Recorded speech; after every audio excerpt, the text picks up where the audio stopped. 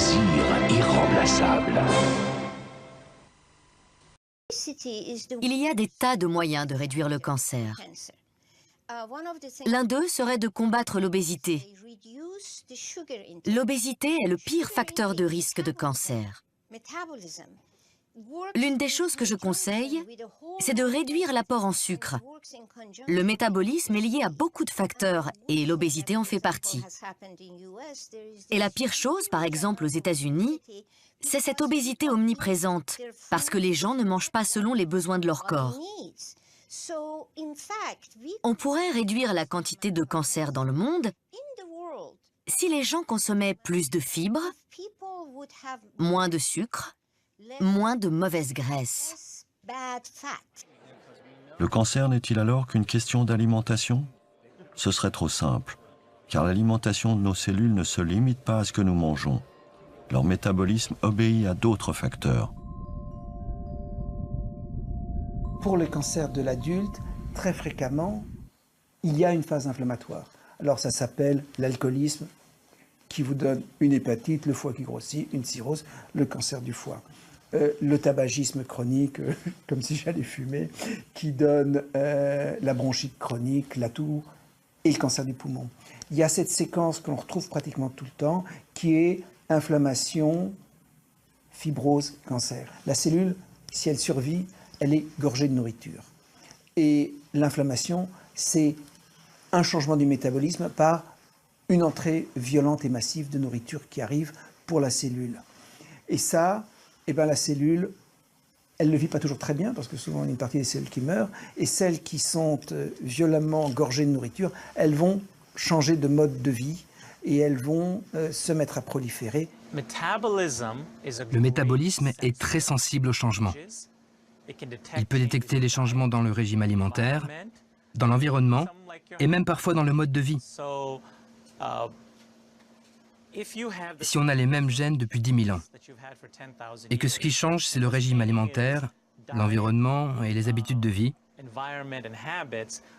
le premier élément qui va refléter ces changements de régime, d'environnement ou de mode de vie, c'est le métabolisme. Il va ensuite influer sur les gènes, puis les gènes vont impulser la maladie. C'est cela le nouveau paradigme. Qui dit nouveau paradigme dit aussi nouvelle approche thérapeutique. Mais comment agir sur le métabolisme des cellules cancéreuses, les empêcher de proliférer? Par quel traitement? Il y a différentes façons de changer le métabolisme tumoral, de l'améliorer.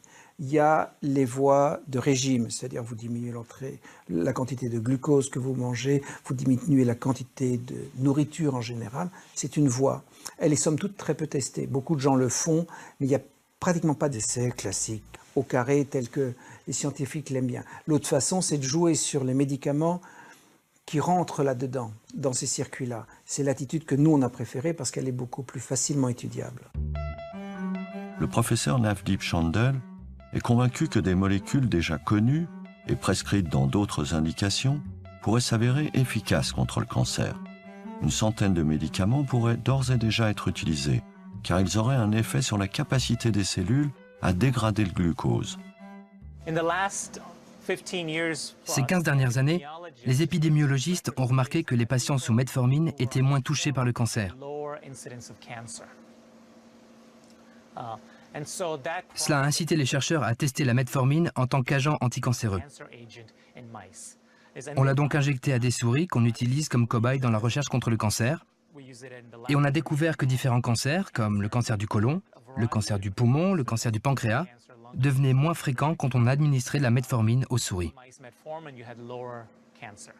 C'était bon signe.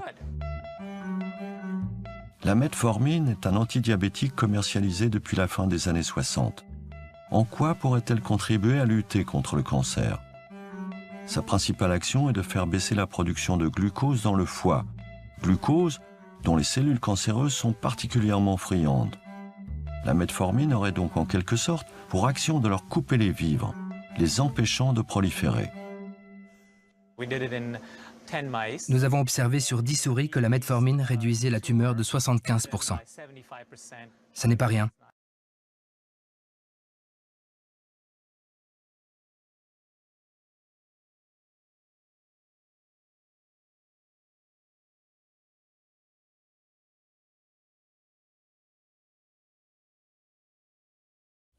Il y a certaines régions du monde où ça n'existe presque pas.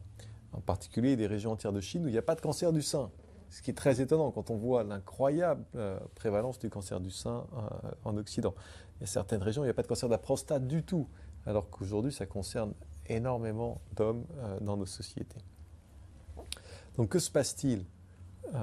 Eh bien, on s'aperçoit que la grande différence, ce n'est pas les gènes, ce n'est pas que les Asiatiques ou les femmes chinoises ont des petits seins ou qu'elles sont protégées contre le cancer, parce que quand elles viennent vivre en Occident, elles ont les mêmes nombres de cancers du sein que nous. Il se passe qu'il y a une différence dans la manière de vivre, dans le mode de vie, dans ces régions et dans les nôtres. Donc qu'est-ce qui a changé dans le mode de vie ? Il faut le comprendre, puisque ce qui a changé dans le mode de vie en Occident depuis la Deuxième Guerre mondiale semble être un engrais pour le cancer. Il y a 3 principaux facteurs que je décris dans mon livre. Le premier, c'est l'augmentation considérable de la consommation de sucre et de farine blanche raffinée, qui n'existait presque pas avant la Deuxième Guerre mondiale. Aujourd'hui, on est en France, au 19e siècle, on consommait à peu près 5 kilos de sucre raffiné par personne et par an. Aujourd'hui, en France, on est à 35, aux États-Unis, on est à 70, et en France, on est en train de rattraper les Américains. Donc bientôt, on sera nous aussi à 70. Le corps ne peut pas gérer 35 kilos de sucre raffiné par an. Il n'est pas fait pour ça. La génétique humaine est faite pour gérer. Le moment où nos gènes sont constitués, il n'y avait que le miel comme sucre raffiné, et c'était 2 kilos par personne et par an. Donc il y en avait très peu. 5, visiblement, c'était encore gérable. 35, ça n'allait pas. 70, certainement pas. Et le cancer se nourrit avant tout de sucre. Le cancer, les cellules cancéreuses ont un métabolisme anormal et elles ont besoin du sucre pour leur survie. Quand on pompe du sucre en permanence dans l'organisme, on alimente directement la croissance des cellules cancéreuses.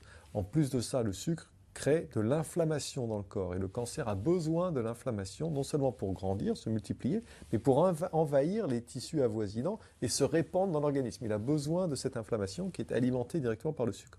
Donc sucre, farine blanche, c'est-à-dire la baguette, malheureusement, c'est des choses très bonnes, c'est des choses qu'on aime, sinon il n'y aurait pas de problème. Mais la baguette, c'est du sucre blanc qui très très vite fait monter le taux de glucose dans le sang dès qu'on la mange. Les viennoiseries, les croissants, le pain au chocolat, des choses qu'on aime, mais il n'y aurait pas de difficulté si ce n'était pas ça. Mais qui n'existent presque pas dans certaines régions de Chine où on ne mange pas de pain, on ne mange pas de viennoiserie. Et on ne mange presque pas de sucre raffiné blanc.